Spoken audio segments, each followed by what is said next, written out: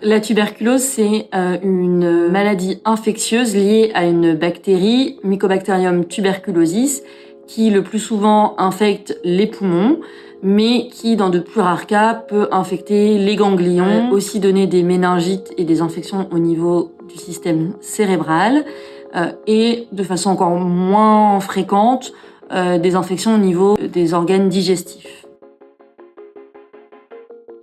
Les symptômes de la tuberculose, souvent, c'est des symptômes qui évoluent depuis longtemps, très souvent plusieurs mois, avec ce qu'on appelle une altération de l'état général, donc une perte d'appétit, une perte de poids et une fatigue qui sont assez importantes. Il va y avoir aussi de la fièvre et des sueurs la nuit, souvent.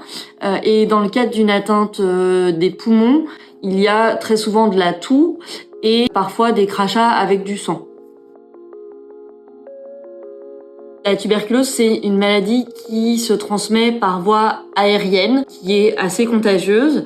C'est pour ça que c'est une maladie qui est ce qu'on appelle la déclaration obligatoire. Donc en fait, quand on fait le diagnostic, on est obligé de le déclarer à l'Agence régionale de santé, qui va transmettre au CLAT, le comité de lutte anti-tuberculose, et qui, eux, vont faire une enquête auprès du cas pour dépister les cas contacts et éventuellement les traiter s'ils ont la tuberculose.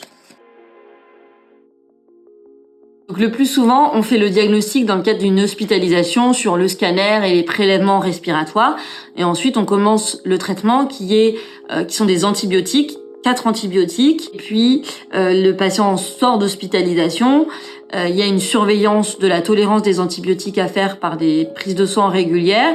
Et puis un suivi qui se fait en consultation avec le médecin infectiologue.